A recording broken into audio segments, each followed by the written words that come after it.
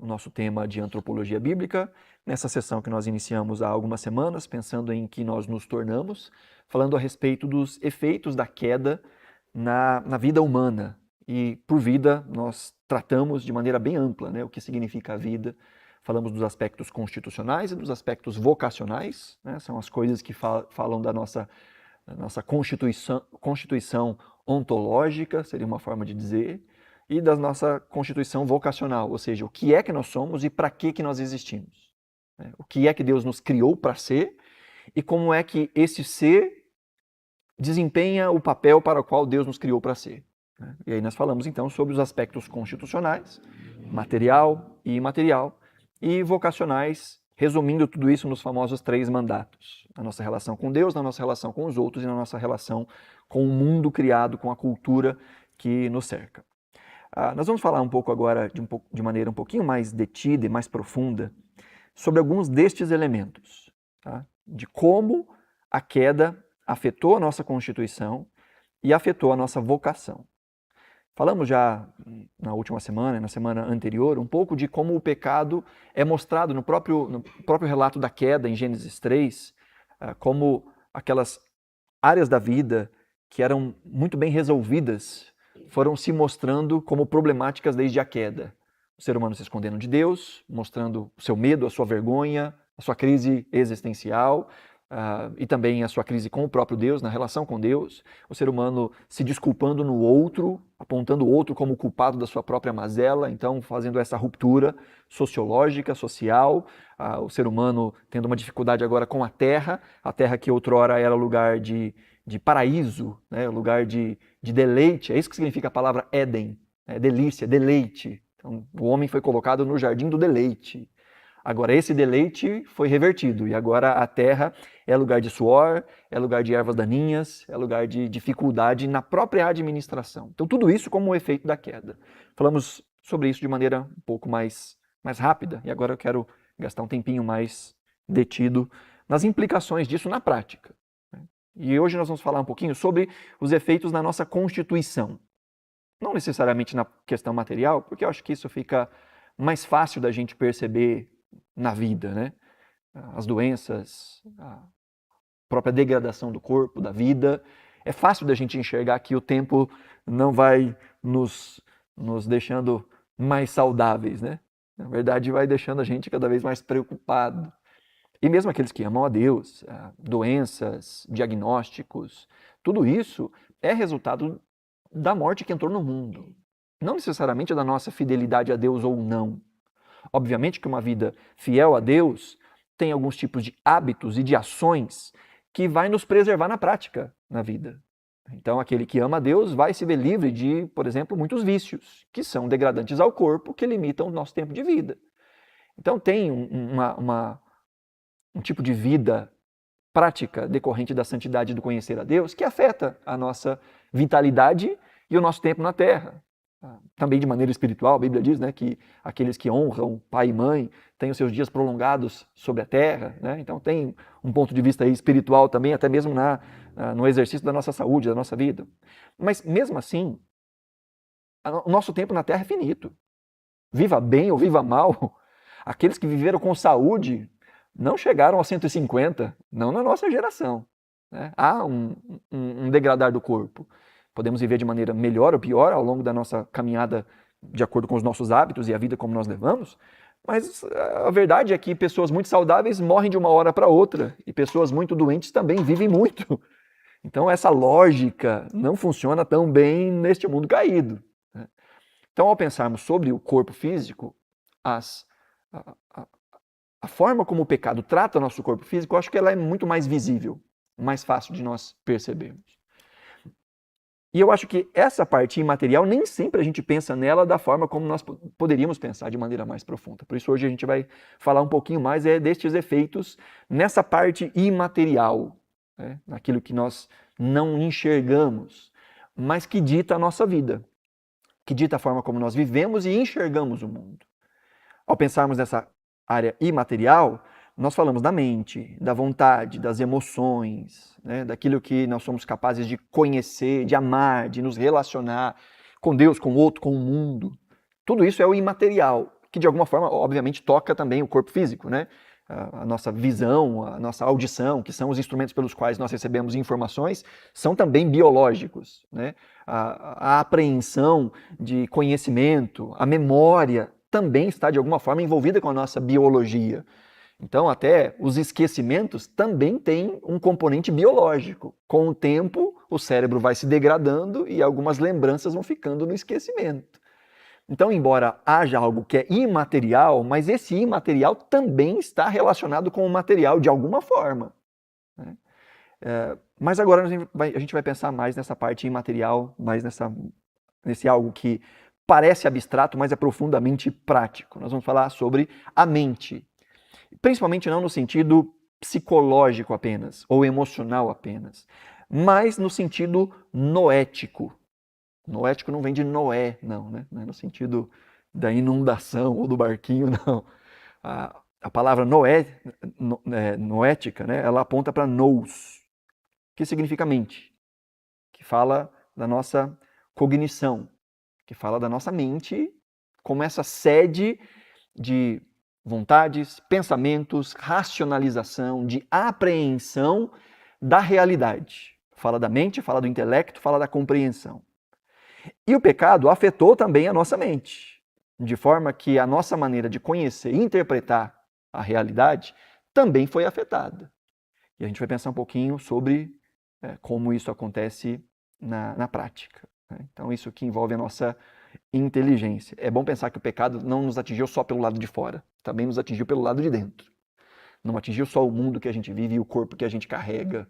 Atingiu também a forma como a gente se relaciona com esse mundo e a forma como a gente se relaciona com a gente mesmo. Com a forma como a gente percebe as coisas. Tudo isso também foi tocado pela queda. A queda não nos deixou irracionais, como nós já falamos várias vezes. A imagem de Deus em nós não foi destruída, mas ela foi desfigurada. Ou seja, nós não somos agora seres irracionais, somos seres racionais. Mas essa racionalidade também é tocada pela queda. Nós continuamos possuindo inteligência, descobrindo verdades que estão no mundo, desenvolvendo cultura, ciência, estrutura, medicina, né, ciências naturais, astronomia, música, filosofia. A gente continua fazendo tudo isso.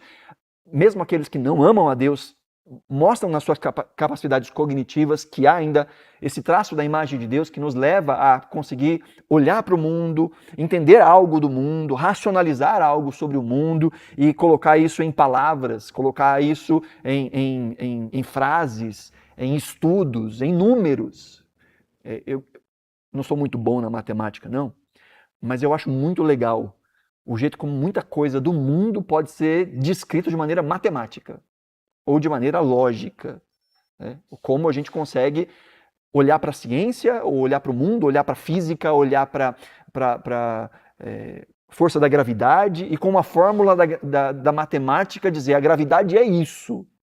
E aquela fórmula matemática expressar muito bem algo que a gente olha para a realidade. Então o ser humano tem essa capacidade de encontrar padrões, de organizar esses padrões e descrever esses padrões e ter uma visão da realidade e descrever essa realidade. Agora, o que a depravação total fez, o que o pecado fez, não foi nos tornar incapazes de encontrar a verdade, mas incapazes de fazer isso de maneira neutra, de maneira pura, de maneira completa. Nós temos uma relação com a realidade que é uma relação que também é mediada pelo pecado.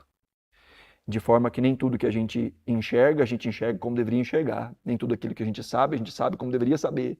Nem tudo aquilo que a gente chega em algum tipo de conclusão, chegou na conclusão melhor que poderia se chegar. E isso para qualquer área da vida, inclusive no que diz respeito a Deus. Não fosse isso, nós não teríamos um sem número de expressões religiosas. E eu não estou falando só de expressões religiosas que não levam a Deus e Cristo como pressuposto. Mesmo entre cristãos. Várias expressões. Várias formas de ver os mesmos temas. E uns vão pensar de um jeito, outros vão pensar de outro. Porque mesmo a nossa capacidade de entender o que Deus disse na sua palavra de maneira clara, não é claramente entendida por nós. Não é que Deus não disse de maneira clara. é que o pecado nos tocou de tal forma que nós não enxergamos a claridade dos próprios argumentos de Deus na sua palavra. A gente vai falar um pouquinho mais sobre isso um pouco mais à frente, né? Então a gente percebe, e isso também é tácito, de que duas pessoas conseguem olhar para a mesma realidade e chegar a interpretações diferentes, às vezes radicalmente diferentes, e chegar a essas interpretações com o mesmo grau de certeza. Quanto mais a gente vai se aproximando de outubro, do primeiro e do segundo turno, isso vai ficando mais e mais claro. Pessoas que olham para a mesma realidade chegam em ideias completamente diferentes e num nível de certeza tão absurdo que olhar para a certeza do outro é ofensivo. E dizer como é que fulano pensa assim. E o outro vai dizer exatamente a mesma coisa. Como é que fulano pensa assim. Porque desde a queda, a nossa relação com a verdade não é tão simples como ela poderia ser. Um texto que é básico para a gente pensar nisso, e eu vou te convidar a abrir a sua Bíblia comigo, embora eu vou passar aqui os textos também, é Romanos capítulo 1. Romanos 1. Que Paulo vai nos dar a boa e a má notícia. Romanos capítulo 1. A gente vai ver então um pouco que pessoas podem chegar em conclusões diferentes, não por falta de informação, mas também pelos seus próprios pressupostos, desejos, compromissos fundamentais. Tudo isso fala da nossa própria Constituição. Romanos capítulo 1, verso 18, vai começar dizendo assim: a ira de Deus se revela do céu contra toda impiedade e injustiça dos seres humanos, que por meio da sua injustiça suprimem a verdade. Paulo está dizendo que os seres humanos suprimem a verdade. A gente vai ver alguns movimentos aqui de Paulo mostrando como é que essa supressão da verdade acontece, tá? A gente vai pensar um pouquinho como que isso acontece na prática na vida do ser humano. Aqui alguns pressupostos que a gente precisa ter, que fazem parte do versículo 18 até o versículo 32. Se a gente ler o bloco todo, vai perceber isso. Que primeiro, Paulo está falando de uma maneira genérica ou geral, principalmente a respeito do ser humano caído que não conhece a Cristo. A lógica não se aplica somente a estes, e a gente vai falar sobre isso. Segundo, Paulo vai estar falando sobre a verdade, e aqui ele usa essa expressão verdade para se referir de maneira mais específica sobre a visão sobre Deus e a relação de Deus com a criação. Ele vai dizer um pouquinho mais à frente que estes atributos de Deus são visíveis. Então, isso que ele está chamando, essas coisas que ele diz, isso é visível, ele chama isso é verdade, e essa verdade há um jeito de se relacionar com ela. Tá? Mas a gente vai passo a passo pensar nisso. Primeiro eu quero que a gente olhe aqui no versículo 18, ele diz que a ira de Deus se revela do céu. Aqui há uma ira que está sendo apresentada de maneira prática no tempo presente. Mais à frente, lá no capítulo 2, verso 5, ele diz: mas por ser teimoso e ter um coração impenitente, você acumula contra si mesmo, ira para o dia da ira e da revelação do justo juízo de Deus. Então, no capítulo 2, verso 5, ele está falando de uma ira ou de uma justiça de Deus que vai se manifestar no futuro. Que está falando sobre a volta de Jesus, julgamento, essa justiça ou essa ira de Deus escatológica. Né? Não é disso que Paulo está dizendo aqui no versículo 18. Está falando de uma ira que já se manifesta agora. E depois, ao longo do capítulo, a gente vai ver como ela se manifesta. Mas ele diz, há uma ira de Deus, há uma justiça de Deus, que repousa sobre a humanidade, porque essa humanidade, ela está agindo, ele diz, de maneira ímpia e injusta. A ira de Deus se revela do céu contra toda essa impiedade e injustiça dos seres humanos que, por meio da sua injustiça, suprimem a verdade. Ele está chamando de impiedade e injustiça aqui essa postura injusta com a verdade. E essa palavra aqui, ela é de suma importância. Suprimir. É a ideia de rejeitar. É a ideia de dizer, não, eu não quero. É a ideia de afastar. É a ideia de diminuir. E o ser humano tem vários mecanismos naturalmente psicológicos, contextuais e sociológicos, e, por que não dizer, espiritualmente inflamados, para poder se afastar cada vez mais da verdade de Deus e colocar uma outra coisa no lugar disso. Ele diz que a mente humana tem este problema de, por meio da impiedade, impiedade aqui não é falta de bondade, né? Alguns chamam de impiedade, aquela pessoa é impiedosa, quer dizer que ela foi muito má, né? Que ela não teve misericórdia de alguém, mas a Bíblia chama de piedade ou impiedade a própria relação com Deus. Então a ideia de impiedade aqui é esse desprezo, esse desrespeito, essa ausência de temor, é o desprezo por aquilo que é sagrado.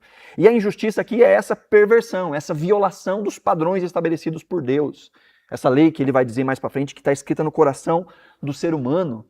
Mas o ser humano consegue violar essa lei e consegue ir contra essa própria lei e esse próprio desejo que está no seu coração, essa disposição própria do ser humano de se rebelar contra Deus. De novo, ele está falando aqui de uma maneira mais aplicada àqueles que não conhecem a Jesus. Mas depois a gente vai ver como isso também se relaciona conosco. E ele vai mostrar então estes efeitos, o efeito do pecado. E o primeiro efeito que a gente vê do pecado na nossa relação com a verdade é exatamente essa supressão da verdade. É esse deixar a verdade de lado, de alguma forma tentar colocar alguma outra coisa como autoridade para que nós enxerguemos o mundo e a verdade. Na sequência, ele diz no versículo 19 que o que de Deus se pode conhecer, né, pois o que se pode conhecer a respeito de Deus é manifesto entre eles, entre os seres humanos, porque Deus lhes manifestou. Porque os atributos invisíveis de Deus, isto é, o seu eterno poder, a sua divindade, claramente se reconhecem desde a criação do mundo, sendo percebidos por meio das coisas que Deus fez. Por isso os seres humanos são indesculpáveis. Paulo está dizendo, olha, a humanidade como um todo é indesculpável. Porque há uma revelação de Deus no mundo, uma revelação natural, que não é só essa que a gente abre a Bíblia e a gente vê nomes, a gente vê genealogias, a gente vê de maneira descrita. Ele diz, há na criação algo que testemunha a respeito de Deus. Ele diz, daquilo que se pode conhecer. Isso quer dizer que de tudo que a gente pode conhecer está na criação? Não é isso que Paulo está dizendo.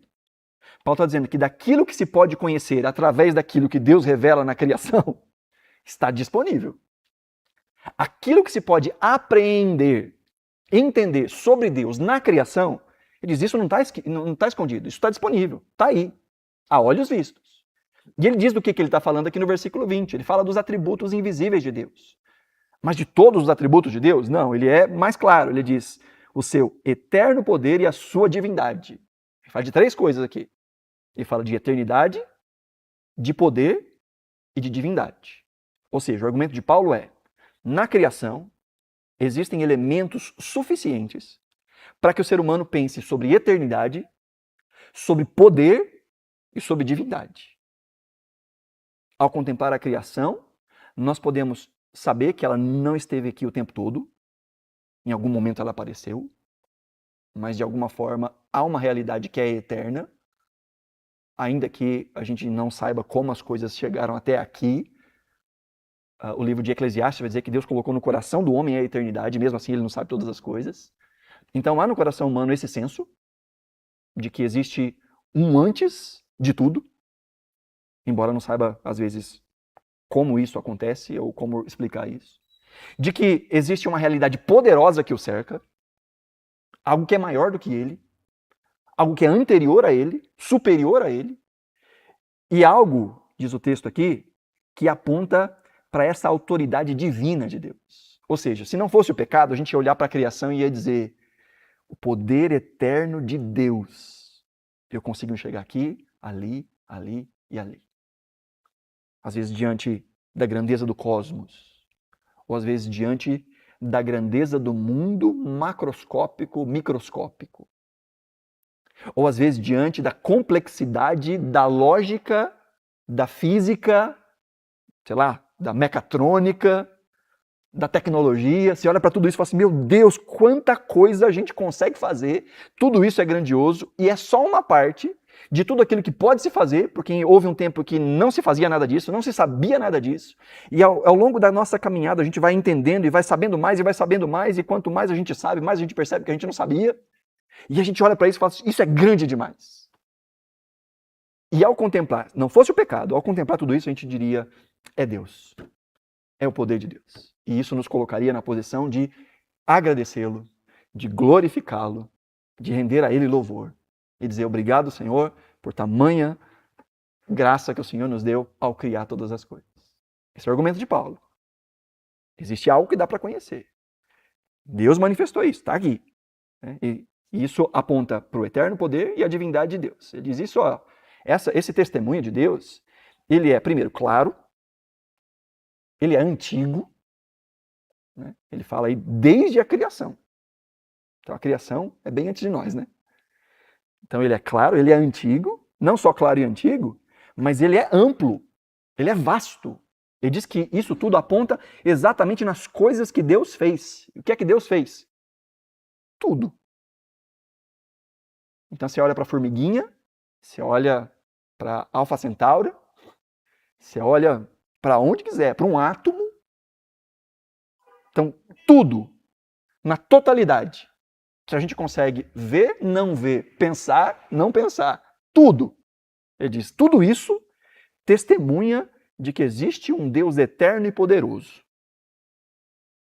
Agora, a questão não é o que está posto. A questão é como nós nos relacionamos com o que está posto. Não é se Deus está revelando ou não. A questão é se nós estamos vendo ou não estamos vendo. Porque Paulo vai dizer que do que se pode conhecer, está aí, à disposição. Mas a sequência diz que estes homens, primeiro, no verso 20, eles são indesculpáveis. Esses seres humanos são indesculpáveis. Por quê? Porque tendo conhecimento de Deus, ou seja, tendo tudo isso à disposição e conseguindo de alguma forma perceber isso, não o glorificaram como Deus, nem lhe deram graças. Olha para tudo isso, chegam em algumas conclusões, e a partir dessas conclusões não os levam a adorar a Deus e não os levam a agradecer a Deus por tudo que existe. E diz ao contrário. Diante dessa revelação, eles se tornaram nulos em seus próprios raciocínios. E o coração insensato deles obscureceu. Dizendo que eram sábios, se tornaram tolos. Se por um lado o ser humano suprime esta visão da verdade, por outro lado, ele despreza aquilo que Deus revela. Ele troca aquilo que Deus revela pelos seus próprios raciocínios. Ele anula o entendimento da verdade, tornar-se nulo. Ele olha para a verdade e toda essa verdade diante dos seus olhos é nula. Não serve para nada, foi esvaziada e foi substituída pelos seus próprios raciocínios e pelo seu coração, e coração na mentalidade hebraica, tanto no Antigo Testamento quanto no Novo Testamento, no mundo antigo como um todo, coração não é só a sede das emoções, né? Coração é a cabeça, é o que nós chamamos de cérebro. Na mentalidade hebraica, coração é a sede das vontades, da razão, dos pensamentos, da lógica, tudo está ali no coração. Então o que Paulo está dizendo é que aqueles que deveriam glorificar a Deus diante daquilo que vem, desenvolveram um tipo de raciocínio que é vazio, ou esvaziador. Um tipo de mentalidade que os afasta de enxergar a verdade que está diante dos seus olhos. Paulo está dizendo que isso está tudo escondido. Está aí. É visível. Mas o ser humano, diante disso que é visível, encontrou mecanismos para que pudesse negar a realidade e explicá-la de uma outra forma. E quanto mais o tempo vai passando, acho que fica claro perceber que a lógica que o mundo está seguindo cada vez mais é cada vez menos lógica. Tem um autor antigo que diz que vai chegar um tempo em que a gente vai ter que provar para os outros que a grama é verde. Porque agora as pessoas já não estão mais confiando em coisas que são óbvias. Porque há um mecanismo de negação e de reacondicionamento de visão que faz a gente olhar para a verdade e a verdade não ser mais verdade. E a gente assumir uma nova verdade. Então, há uma supressão da verdade, há um desprezo daquilo que é revelado e há um desenvolvimento de um raciocínio que é esvaziador, que é obscurantista. Nesse sentido, de obscurecer a nossa visão para a verdade verdadeira. A verdade verdadeira sobre a realidade real. E Paulo está dizendo, isso está tocado no coração, ou isso faz parte daqueles que foram tocados pela queda. É isso que a queda fez com a gente. Não enxergar as coisas como deveria ser. Eles, dizendo-se que eram sábios, se tornaram tolos. Chegaram a raciocínios que suprimem a verdade. Verso 23 diz, e trocaram a glória do Deus incorruptível por imagens semelhantes ao ser humano corruptível. Aí ele fala de aves, de quadrúpedes, dos répteis. Falando, aquela autoridade de Deus sobre explicar a realidade foi trocada por algo que o ser humano mesmo criou. A sua própria imagem, ou aves, quadrúpedes e répteis, o que ele está falando aqui? De autoridades do mundo antigo, de divindades do mundo antigo, que tinham essas aparências de ave, de quadrúpede, de réptil. Então, ó, Paulo está dizendo, ao ponto de que o ser humano passou a explicar a realidade a partir de si mesmo e a partir de aves, de quadrúpedes, de répteis, né, de divindades feitas à imagem do homem. E aí você vai olhar então para o mundo antigo e vai ver essas divindades ou com corpo humanoide, ou com aparência humanoide, ou com aparência de bichos, ou uma mescla dessas duas coisas. Paulo está dizendo, trocaram a glória. O Deus que é incorruptível, eles trocaram a glória, a visão que Deus apresenta e colocaram uma outra coisa no lugar. Lá no versículo 25 ele diz, trocaram a verdade de Deus pela mentira. E passaram a adorar e servir a criatura no lugar do Criador. E ele faz um adendo doxológico, ele fala, o qual é bendito para sempre, amém. Ele fala o Criador e já dá um gloriazinho ali, né? Paulo era muito crente. Então, trocaram a glória de Deus pela mentira. Colocaram aquilo no lugar do Criador, que ele é para sempre bendito, amém? Mas trocaram a verdade. Há uma mescla, há uma troca, há uma mudança de autoridade para a definição da verdade. Aqui, de novo, vamos pensar do que ele está falando. Que verdade é essa que ele está falando? Então, de maneira prática, primeiro, dentro desse contexto, ele está falando sobre essa revelação de Deus. Aquilo que Deus mostra sobre si mesmo na criação. Diz essa verdade. Eles trocaram essa verdade que está aí, posta, por uma verdade que eles construíram. Agora, essa verdade, ela é muito mais ampla. Porque se Deus é o Criador de toda a realidade, Deus não é só mais um elemento da realidade. Deus não é mais um objeto da realidade. Deus é a estrutura fundacional da verdade. A realidade que foi criada por Deus só pode ser compreendida de maneira clara e inequívoca se ela for compreendida a partir de Deus. Olha para a realidade, tira a base, a realidade pode fazer algum sentido em alguns pontos, mas como um todo ela não faz sentido. Porque se tira o elemento fundacional, se tira o alicerce. A casa pode ficar com uma ou outra parede meio erguida, né? Um ou outro bloco em pé, mas ela está sem fundamento. Porque se Deus é de fato o criador da realidade, e nós como cristãos assumimos que é, e se esse Deus que é o criador da realidade disse o que é a realidade, soprou o fôlego de vida, falou, trouxe estrutura por meio da sua palavra a toda a realidade, se Deus que declarou o que é real é tirado da realidade, a gente não tem o elemento principal para entender a realidade. Ainda que a gente consiga perceber uma ou outra coisa ali. Então, se alguém rejeita ou suprime essa verdade fundamental, que é Deus é o criador de tudo, essa rejeição vai afetar toda a forma como ele enxerga a verdade e a vida. Ou seja, Deus é o fundamento. Deus é a base. Não é só um objeto dentro da realidade. Ele é o fundamento da própria realidade. Rejeitar a Deus necessariamente significa afetar a nossa interpretação sobre a realidade como um todo. Tira Deus e a gente não consegue, de maneira objetiva, entender a realidade de maneira completa. Podemos entender partes da realidade. Isso não significa que todo conhecimento que foi produzido pelo ser humano seja falso. Isso não significa que a gente não consegue chegar a nenhum tipo de verdade que está diante dos nossos olhos. Então, o homem caído continua enxergando a verdade das leis da física, os princípios matemáticos, funcionamento biológico, as propriedades químicas das coisas, as estruturas das coisas, estruturas sociais. Mas pode interpretar essas mesmas verdades dentro de uma estrutura que não contempla Deus de uma maneira completamente equivocada. Uma vez em que ele olha para a realidade e descarta Deus, ele vai chegar a outras respostas ou a outras ações práticas. E a gente vai ver algumas delas um pouquinho mais à frente. Então, a pessoa pode conhecer corretamente algumas coisas, mas isso não significa interpretar a realidade como um todo de maneira correta. Porque a nossa mente foi tocada pelo pecado. Até mesmo a nossa visão sobre estes elementos da verdade foi tocada pelo pecado. Que dirá o quebra-cabeça todo. Que dirá a conclusão final. E, portanto, também o problema e, portanto, a solução do problema. Olhar para a realidade e dizer a realidade é essa, o problema da realidade é esse e a resposta da realidade é essa. Quando eu tiro Deus da equação, eu vou identificar um problema que não é o fundamental e vou propor uma solução que não é a fundamental.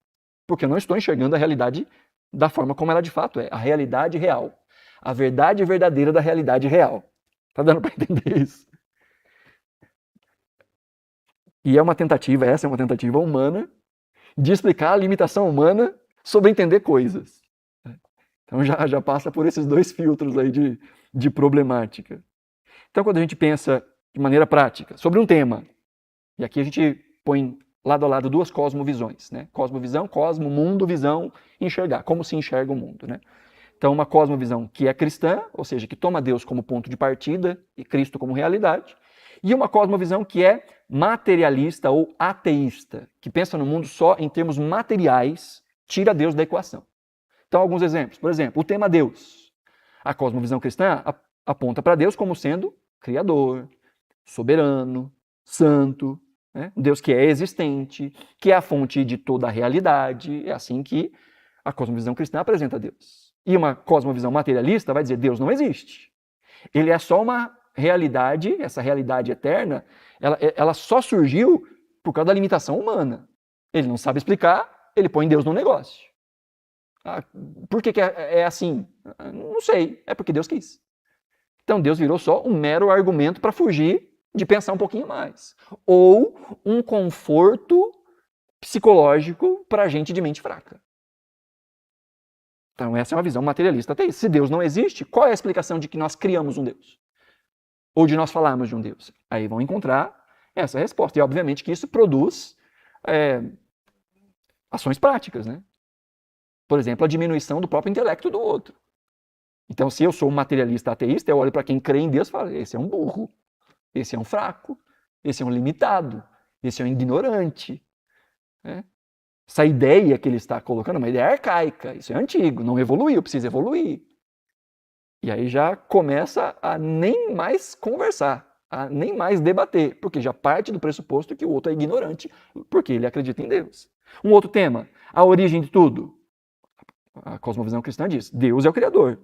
Tudo teve uma origem intencional, planejada e ordenada por Deus. As coisas têm um propósito, as coisas têm sentido, as coisas têm lógica. Mas a cosmovisão materialista, ateísta, de uma maneira muito crua, vai dizer que a realidade é o resultado de processos naturais que aconteceram por acaso, de maneiras contingentes, e por que não dizer, por acidentes e eventos aleatórios. O que é a realidade, de um ponto de vista puramente materialista? É o Big Bang, é uma explosão. Quem explodiu? Não, ninguém explodiu nada. Mas por que explodiu? Não tem porquê, só explodiu. E qual o propósito da explosão? Não tem propósito. Explodiu e virou. Mas como assim? Não, mas se você der tempo infinito e probabilidades infinitas, no mundo de probabilidades, uma hora ia ter vida do jeito que a gente conhece. Esse é o argumento. Ninguém explodiu nada, sem vontade nenhuma, e do nada todas as coisas vieram à existência. Claro que eu estou fazendo um reducionismo absurdo aqui, né? Mas para entender que há uma forma de pensar que descarta Deus e que, bom, a gente é o resultado do acaso. Num mundo que a gente não pode chamar de infinito, porque teria que pressupor eternidade. Se eu olho de maneira ateísta, materialista, não tem eternidade. Só tem tempo, espaço e matéria. Mas o que veio antes do tempo, espaço e matéria? O que explodiu? Quando explodiu? Onde explodiu? São perguntas que aí a gente vai indo para a filosofia, não mais só para a ciência. Né? Então, tudo isso aqui fala de uma forma de enxergar o mundo e tem ações práticas, tem consequências práticas. Quando a gente busca explicação que despreza Deus. Né? Então, o mundo é o acaso, logo a gente pula lá para baixo, ó, a vida não tem sentido, porque se é tudo resultado de um processo cego, aleatório e acidental, a vida não tem um propósito, não tem um sentido, a não ser aquele que a gente cria. Não tem um propósito intrínseco. Não tem. Isso aqui, tudo que existe, está aí. Mas para quê? Não tem para quê. Essa pergunta não faz sentido no mundo materialista. Não tem para quê. É a gente que cria o para quê para continuar vivendo. Vida triste essa, né? Pensar desse jeito. Então, a pessoa vai buscar a sua própria realização, prazer, satisfação. E aí, frases do tipo, olha, então aproveite o dia. Carpe diem. Faz o que você conseguir para poder extrair o máximo, porque você não sabe como é que você veio parar aqui, nem sabe quanto tempo você vai ficar aqui. E quando acabar, acabou. Então agarra o máximo para você ter todas as sensações possíveis. Né? É uma vida hedonista. Já aquele que pensa que o mundo é criado por Deus, ele vai olhar para a vida tendo como sentido viver para a glória de Deus. Que o nosso propósito final, o nosso objetivo último é conhecer, amar e servir a Deus. E que isso acontece no mundo no qual nós vivemos. E nós podemos desfrutar desse mundo como sendo uma dádiva do próprio Criador para nós. Mas ver que o jeito como se enxerga nos leva a algum tipo de sequência, de forma de viver. E aí, no tema humanidade, o cristão diz que ele é criado à imagem de Deus. Então, nós somos dotados de dignidade intrínseca, de valor, de propósitos que foram dados por Deus. O ser humano é, por si só, digno, porque ele é a imagem de Deus. Independente da sua raça, da sua cor, da sua idade, nem do ponto gestacional. Mas aquele que vê só de maneira materialista e ateísta, o ser humano é só resultado de processo biológico evolutivo. É um macaco que perdeu os pelos, que aprendeu a falar e viver em grupo. E usar os polegares opositores para criar ferramentas e tecnologia. Só isso. É um animal refinado. Desenvolveu linguagem, desenvolveu pensamento, mas tudo isso é também, de novo, de maneira acidental. Somos animais altamente desenvolvidos.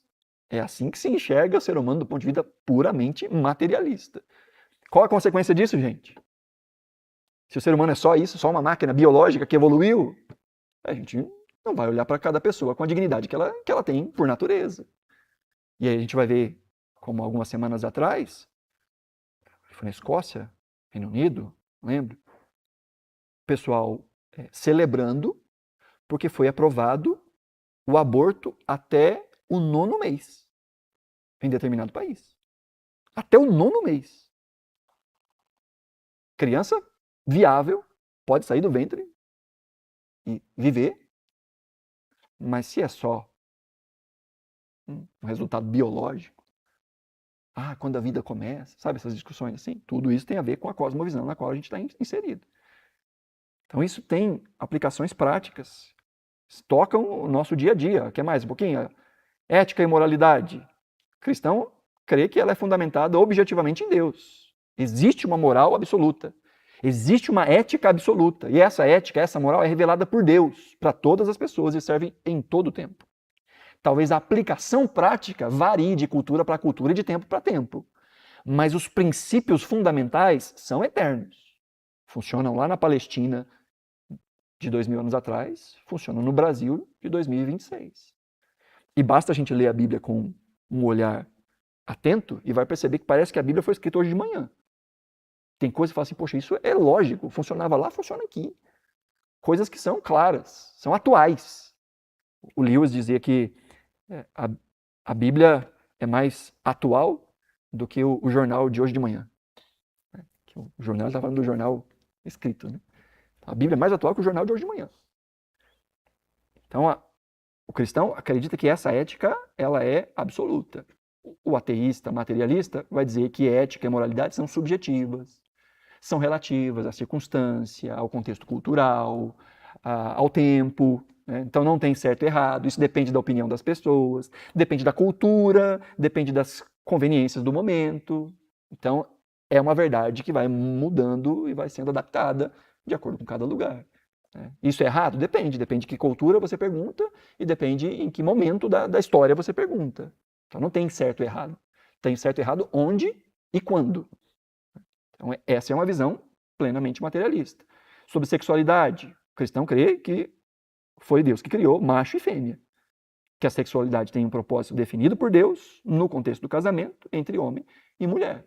E ela é nata, ela é dada por Deus. Na concepção, Deus ditou esse ou aquele, XX, XY. Né? Numa visão materialista ateísta, é uma construção subjetiva, social, não tem a ver com biologia, né? Ela é definida por aquilo que eu identifico em mim e trato como minha identidade, ou como um desejo, um consenso social, sem sequer ter bases naturais objetivas. É muito interessante pensar isso. Que se por um lado, o tipo de pensamento materialista ateísta vai negar a escritura por meio da ciência, em alguns casos vai negar a realidade por meio também de negar a ciência. Não, a biologia não explica tudo. Então a gente cria um novo subterfúgio. Vai se criando palavras. Né?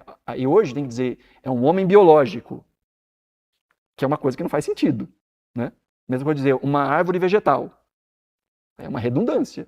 Um homem biológico, uma mulher biológica. Mas ele vai criando-se categorias para poder abarcar isso. Não, então não é mais sexo. Uma coisa é sexo e outra coisa é gênero. E aí tem masculino e feminino como sexo. Mas gênero, a lista é infinita. Vai colocando letrinha lá. Vai colocando letrinha. Porque isso é fluido. Ponto da pessoa dizer, não, eu nasci com este corpo, mas eu me sinto uma outra coisa.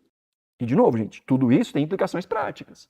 Se eu olho para a construção sexual como sendo algo só subjetivo, social, então aquilo que outrora a gente chamaria de mutilação vira readequação de realidade. Aquilo que a gente chama, não, isso é amputação. Não, isso é uma readequação, redesignação.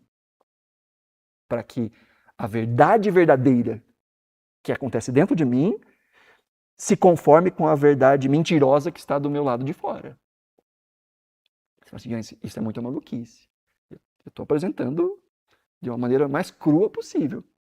Mas eu acho que você também olha para algumas dessas coisas e diz, cara, isso é muito maluco. Um pai que está disposto a uma criança em fase de crescimento dar bloqueadores de hormônios para que lá na frente ela decida se ela quer ser macho ou fêmea. Aí você fala, meu Deus.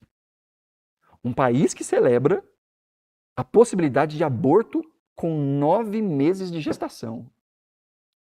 Meu Deus do céu.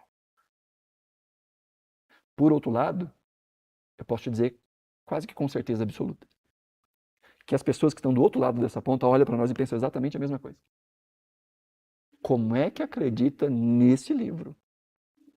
Como é que acredita num velhinho barbudo que vive nas nuvens?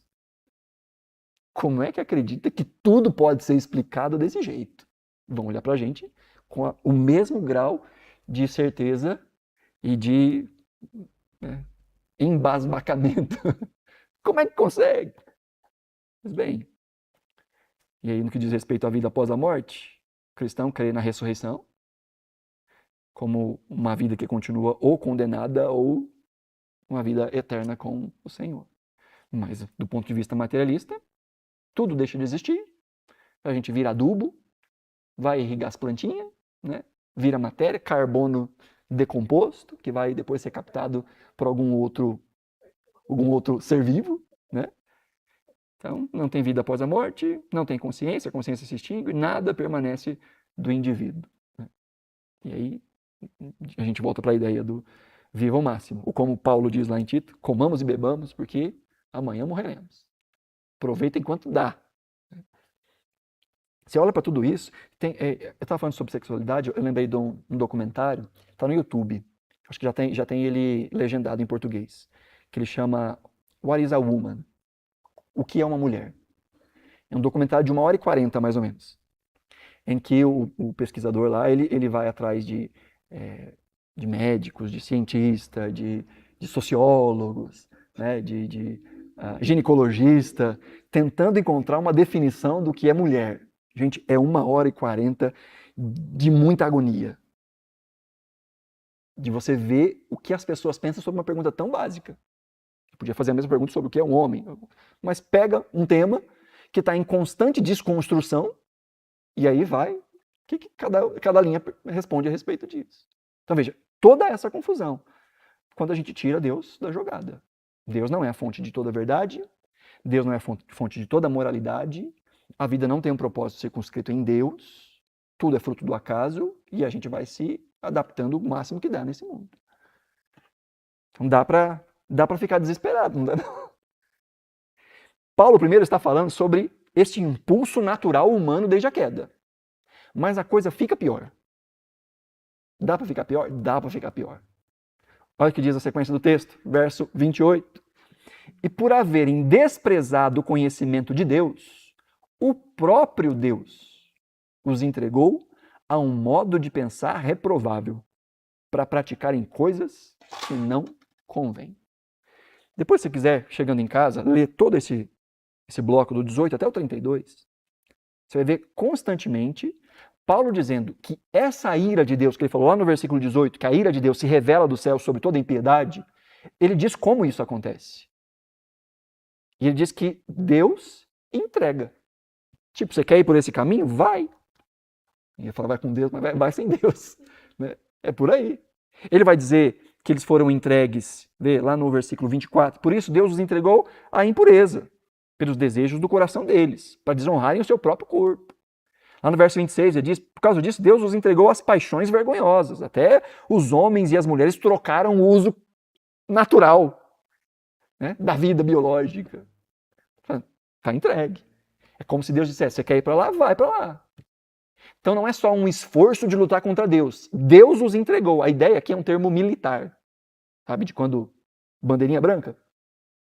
Está entregue, perdeu, já era. O que Deus está fazendo? Deus sai da jogada, você quer ir por esse caminho, você vai. Então o ser humano não só faz isso em oposição a Deus, mas agora este ser humano caído não conta nem com Deus o segurando para isso. Óbvio que há uma extensão da graça comum em que Deus preserva, de alguma forma, este mundo, mesmo entre seres humanos caídos, para que o mundo não se destrua de maneira completa. A gente falou sobre isso. Falar sobre depravação total não significa que o ser humano é o mais mal que ele consegue ser e o tempo todo. Há variações de pecado, há variações de intensidade de pecado, tudo isso. E tudo isso é fruto da graça comum. Deus segurando o ser humano para que ele não destrua o mundo.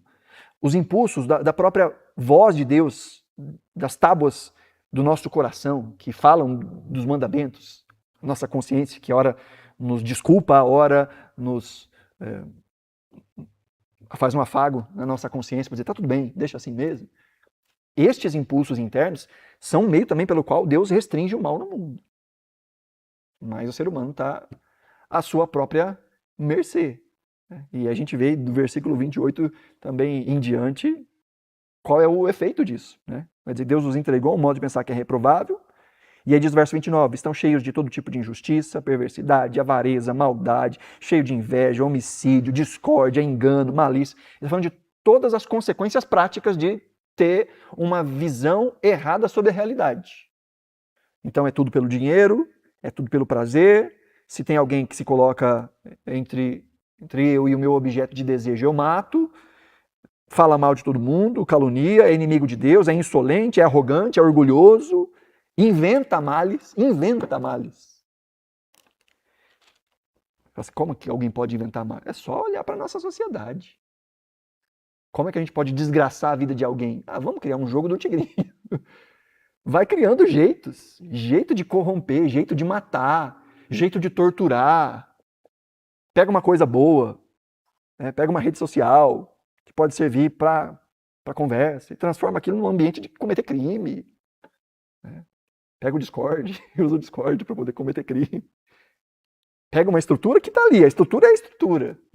E consegue inventar jeitos de fazer com que aquilo seja mal. Pega uma faca que foi criada para cortar carne, para fazer o seu arroz, feijão, bife com batata frita, e usa isso para enfiar nas costas de um filho, de um pai, de um irmão, de alguém por causa de um celular.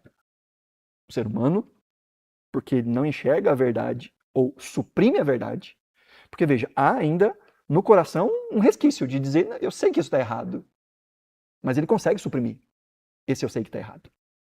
consegue ir contra a sua própria consciência. Se você perguntar, óbvio que existem exceções, mas se perguntar para qualquer bandido que é pego, você sabe que isso é errado, né? Eu sei. Você está bem com isso? Não, mas eu precisava. Aí coloca a necessidade acima da sua moralidade para poder justificar algo sobre a sua moralidade, que ele olha para aquilo e diz, eu sei que está errado, mas eu fiz. Então, o ser humano que não consegue enxergar a verdade vai chegar nessas questões práticas, né? Desobediência aos pais, insensato, desleal, quebra todo tipo de aliança, sem afeição natural, sem misericórdia. Eles, embora conheçam a sentença de Deus, que os que praticam tais coisas são passíveis de morte, eles não somente as fazem, mas também aprovam os que as praticam. Então, esse é um texto muito pesado, né? E que Paulo está dizendo, há uma verdade, está aí, a olhos vistos. Mas desde a queda, o ser humano inventou o jeito de negar a verdade, não entender a verdade, suprimir a verdade. E Deus, como juízo, o entregou a si mesmo. Né? Então a gente percebe isso na prática. E de novo, Paulo está falando de uma maneira mais ampla sobre quem desconsidera completamente a Deus. Aí a pergunta é, o que isso tem a ver com a gente? A gente está falando sobre antropologia, estamos vendo o ser humano desde a queda, depois a gente vai falar sobre a redenção, o que a redenção faz com a gente. Mas eu vou dar só uma pincelada aqui de como esse problema continua nos afetando, mesmo depois de crermos em Deus e você declarar, não, eu sei que Deus existe, que Ele é o Criador de todas as coisas, eu olho para o mundo e eu vejo o eterno poder de Deus, a sua divindade, eu sou grato, eu glorifico a Deus ao contemplar as obras das suas mãos vistas no mundo criado. Então a gente faz uma leitura da realidade ou do livro da realidade através do livro da revelação especial. Deus revelou de maneira natural, mas a gente consegue enxergar de maneira mais clara por meio da revelação sobrenatural ou especial. Então a gente julga a partir daqui. Mas ainda assim há umas dificuldades que são impostas à nossa própria mente. Porque olha o que diz Efésios 2. Paulo está glorificando a Deus pela obra realizada no seu povo. E ele diz, Ele lhes deu vida, glória a Deus, quando vocês estavam mortos. Então ele está falando do que a gente é agora, mas do que a gente já foi. Né? Quando vocês estavam mortos em suas transgressões e pecados, nos quais vocês andaram no outro tempo, segundo o curso desse mundo, segundo o príncipe da potestade do ar, falando aqui daquele que a gente chama de Satanás, do espírito que agora atua nos filhos da desobediência. Entre eles, também nós todos andamos no passado, segundo as inclinações da nossa carne, fazendo a vontade da carne e dos pensamentos. E éramos, por natureza, filhos da ira, como também os demais. Paulo está dizendo, gente, vocês são coisa nova, mas olha de onde vocês saíram. Sim, há uma nova realidade que você enxerga, mas você consegue pensar que há uma construção anterior a essa realidade? Paulo fala aqui de que existe um problema mesmo para o cristão, que é, esse é o nosso ponto de partida. Foi disso tudo que a gente saiu. Dessa disposição natural de contrariar a própria existência de Deus e a sua verdade. Foi dali que a gente foi tirado. Não estamos mais lá. Mas velhos hábitos demoram a morrer. Há uma construção de identidade, construção de relacionamentos, às vezes construção de carreira, construção social, construção de fala. Há uma grande construção que pode ter acontecido muito antes da gente ter entendido quem é Cristo e se entregado a Cristo. E tudo isso está posto. E mais, ele diz que nós também andávamos no passado como estes demais. Nós estávamos nesse mesmo lugar. Ou seja, glória a Deus, você mudou. Mas o mundo que você vive, não. O mundo da onde você saiu, o tipo de pensamento do qual você foi tirado, está aí. É dado. E veja, eu não estou falando apenas daquilo que nega a moralidade cristã. Não estou falando só de coisas que te empurram para o pecado. Não estou falando disso. Estou falando de olhar para a realidade e explicá-la desconsiderando Deus. Porque é possível escolher a carreira, mesmo sendo um filho de Deus, pelos mesmos parâmetros que alguém que que diz que Deus não existe, escolhe carreira. É possível buscar um relacionamento para suprir as mesmas necessidades de alguém que acha que Deus não existe. É possível viver a sexualidade como alguém que não acha que Deus existe. É possível fazer cada uma dessas coisas. É possível dizer eu amo a Deus, mas viver como se ele não existisse em alguma área da vida ou em várias áreas da vida. É possível. Portanto, o problema é, esse é o nosso ponto de partida, foi dali que a gente saiu. A gente está num mundo em que isso é natural, propagado, disseminado, propagandeado, e quando não nos encaixamos nestes padrões, somos chamados de retrógrados, conservadores, aí você põe o título que você quiser, com o sufixo que você quiser, você pode ser chamado de tolo, de ignorante, ou de crédulo demais, de que acredita em fantasias. Há um mundo que é oposto ao que Deus diz. Ou que tenta fazer com que você negocie a verdade. Dizer, tudo bem, fé é importante, essa vida de igreja é importante, mas olha, não dá para levar tudo a sério também, né? Não dá para ser tão literal em tantas coisas. Então talvez haja uma linguagem metafórica nisso ou naquilo. Tenta fazer um jeitinho de caber todas essas distorções que a gente viu, ou que pelo menos eu enxergo como distorções, não sei se você enxerga como distorções. Mas há um jeito de pegar tudo isso e dizer, não, você olha para a Bíblia, não é bem isso que a Bíblia está dizendo. Cabe, isso aqui cabe aqui também. Esse tipo de visão cabe aqui também. Esse tipo de prática cabe, está aqui, ó. É que você não tá lendo a Bíblia do jeito que ela precisa ser lida. Tem que atualizar a Bíblia, atualizar a interpretação, atualizar. Aí isso aqui vai caber aqui dentro. Então nós estamos no mundo e numa cultura que força isso. E mais, o texto ainda nos fala que nós estávamos seguindo o curso desse mundo, então o mundo continua assim, e tem aqui, ó, um poder espiritual que ajuda nesse processo todo. Há um inimigo das nossas almas que ajuda nesse processo de internalização de um tipo de verdade que é contrária a Deus. Não é isso o relato de Gênesis? Deus disse que não podia comer de nada? Não, não foi isso que Deus disse. Deus disse que não podia daqui. Não tem nada a ver isso, não. Que é isso? Uma guerra de narrativas. Lembra? A queda é primeiramente uma guerra de narrativa. Aquilo que Deus diz por realidade não é a realidade. Aquilo que Deus descreve como sendo real, não, isso aí, questione os motivos de Deus, questione a bondade de Deus. Ele está falando isso porque sabe que o dia que você comer do fruto, você vai ser igual a ele. E é exatamente o que acontece. Desde o dia em que nós experimentamos da queda, nós estamos querendo ser Deus. Ditar os nossos próprios padrões. Chamar o bem de mal e o mal de bem. Construir a nossa própria visão de realidade. Ora, com elementos da verdade que podem ser vistos e a gente reinterpreta eles para poder caber de uma outra forma.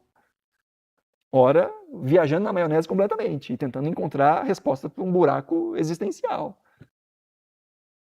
E tudo isso sob a influência de alguém que continua negando a vontade de Deus.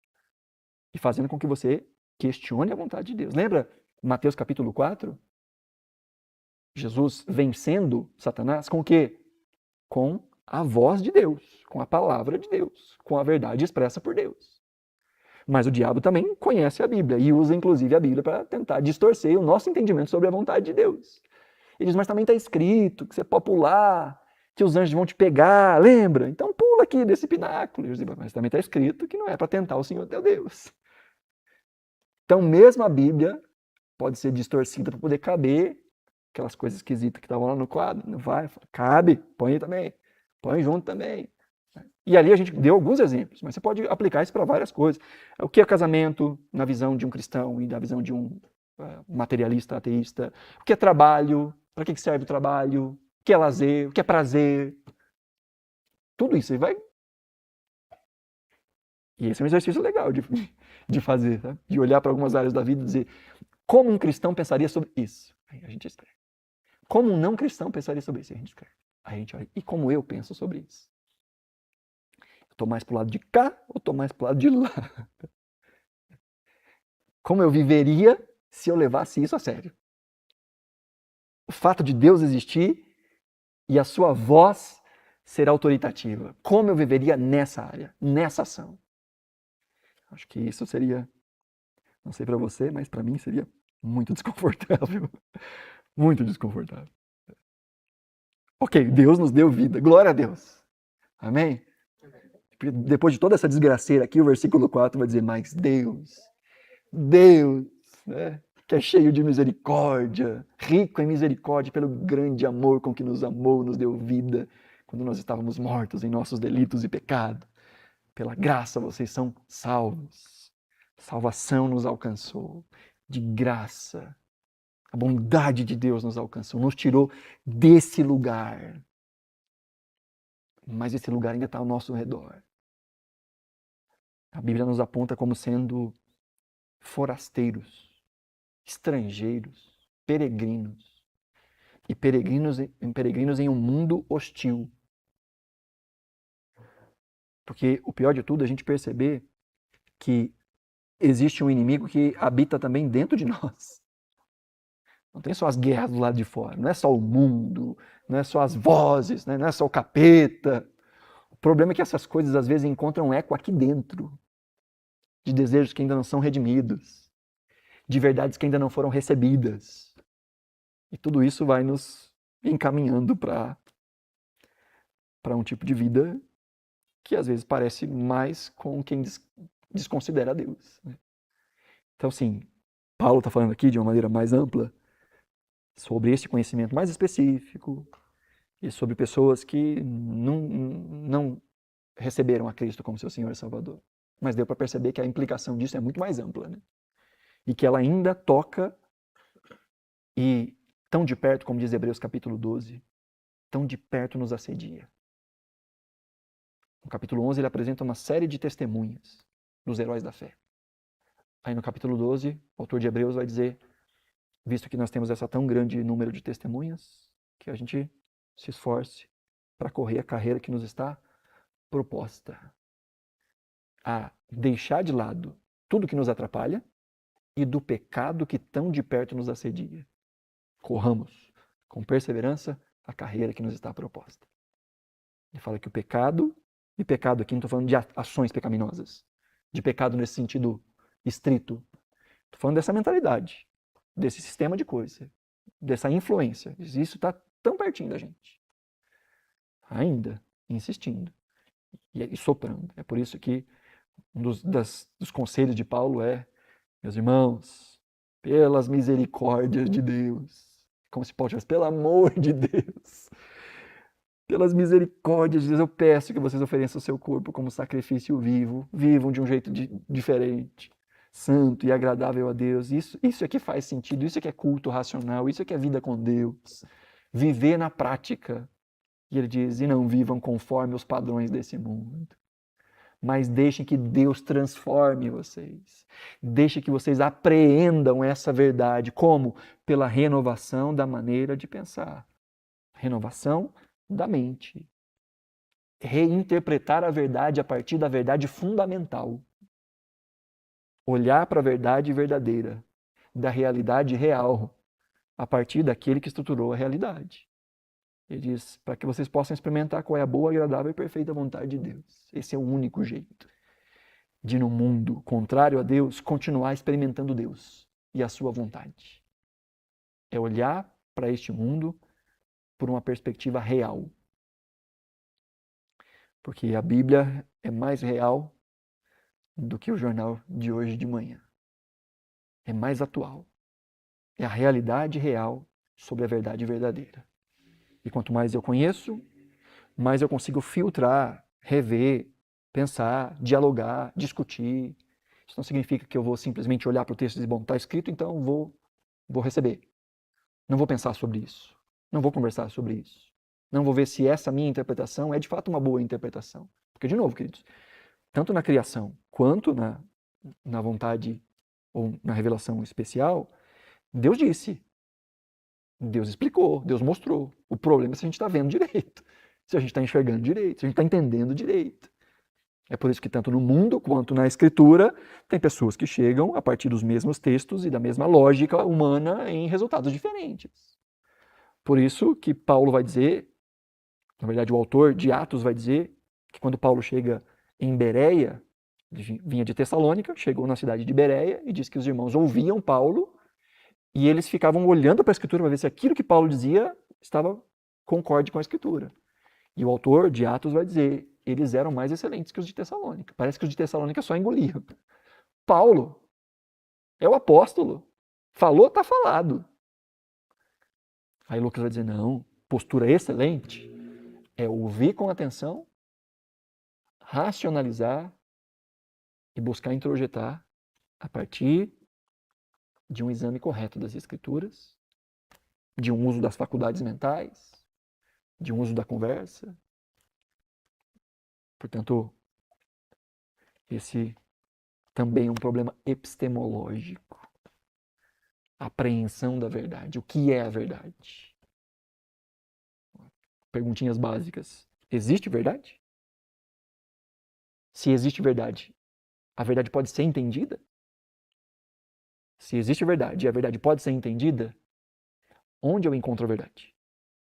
3 perguntas simples, que não são fáceis de responder. Alguns vão dizer, não existe verdade. Tudo é uma matrix, isso é uma simulação.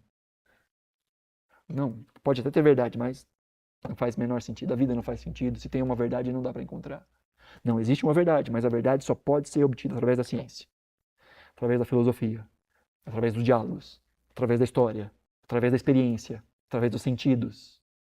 Como que a gente apreende a realidade? E embora a gente possa ter...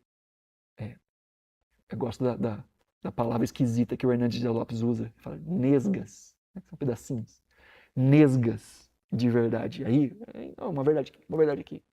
Agora, pegar essas verdades e colocar no lugar certo, do jeito certo, e ver a grande figura, só é possível se a gente entende o que é realidade. E se a gente não tira o autor da realidade da equação. Mas desde a queda, esse não é um exercício natural. Isso não acontece naturalmente. Isso não acontece o tempo todo. Mesmo entre aqueles que amam a Deus. Então que a gente se lembre, a queda não destruiu, mas desfigurou a imagem de Deus no homem. Inclusive na sua mente. Inclusive na sua capacidade de enxergar, interpretar e receber a realidade. Sempre bom lembrar isso. Né? Mas é olhar para isso que a gente não sai daqui desesperado, angustiado, né? Mas sai daqui com gratidão. Gratidão. Cair de joelhos e agradecer a Deus. Porque a única coisa que nos diferencia do mundo que é contrário a Deus é a graça. A graça nos alcançou. A gente não é mais inteligente que ninguém que está lá fora. Não foi a capacidade, nossa, como eu sou inteligente, que eu vi o que ninguém está vendo. Houve um tempo em que a gente não via. A única coisa que nos distingue é a graça que nos alcançou. Pela graça nós somos salvos. E isso nos leva também para um caminho de prudência. Prudência a lidar com as pessoas, prudência a lidar com o mundo, prudência a tomarmos cuidado com algumas defesas que a gente faz, a não desconfiar dos motivos de outros, a defender discursos, a defender pessoas, a defender políticos. Muito cuidado, sem desconfiar do coração, de intenções, e simplesmente abraçar como verdade verdadeira. Prudência. Manter também os nossos pés no chão em relação ao mundo que nos rodeia. Que ter uma mente reprovável não significa ser só alguém que não contempla Deus, mas que há pensamentos reprováveis que estão na universidade, que estão nas corporações, que estão no governo, que apontam para esperanças que não são o próprio Deus, que apontam para outras esperanças, esperanças que você constrói ou que você vai depositar em outra pessoa. A esperança para o mundo está na sua educação, no seu mindset. A esperança para você está em você. Aí a tal da autoajuda, né? Não ajuda do alto, a autoajuda. Não, a esperança está nisso, naquilo, nessa ação, naquela ação. Eu vi alguém falando que a esperança para o Brasil está no terminal internacional do aeroporto de Guarulhos. A única saída para o Brasil é o aeroporto. De olhar e tentar projetar esperança cegamente na medicina humana, nas respostas da ciência, nas respostas dos conchavos sociais. Então, cuidado, pés no chão. De lembrar também que a gente tem que tomar cuidado com quem a gente se associa, principalmente as associações mais íntimas, de dividir a vida, dividir parcerias, dividir negócios. Pessoas pensam de maneira diferente e pessoas que não têm Deus como ponto de partida das suas vidas vão ter alguns tipos de ações, pensamentos e de concepções da vida que são contrárias à sua própria concepção. E aí, às vezes, você vai se ver num dilema. Você faz uma associação, uma sociedade com alguém que pensa sobre dinheiro de uma maneira diferente que um cristão pensa. E aí os dois têm 50-50 da empresa. E aí, nessa decisão, o que a gente faz? Aí ganha no grito? Sai no tapa? Para o ímpar? Dá para levar isso durante muito tempo, em todas essas situações? Então, cuidado também, né? E por último, queridos, e não menos importante, ter também amor e intercessão e nunca o ódio por aqueles que, na nossa perspectiva, estão caminhando para longe da verdade. Não simplesmente odiar, chamar de burro, chamar de cego, né? Às vezes no coração dá essa vontade. Às vezes a gente até faz e pede perdão depois. Mas a postura cristã esperada é a postura da intercessão, do amor. De entender que assim como nós não entendemos de maneira completa, mesmo depois da graça ter nos alcançado, não entendemos de maneira completa tudo aquilo que está revelado, quanto mais aqueles que ainda não chegaram no ponto da revelação mais básica. Há um Deus, Criador dos céus e da terra, eterno em poder e em divindade, que é a estrutura fundamental da realidade. Então a gente ora e diz: Senhor, abre os meus olhos, abre os olhos do outro. Que ele enxergue aquilo que eu não enxergava e passei a enxergar.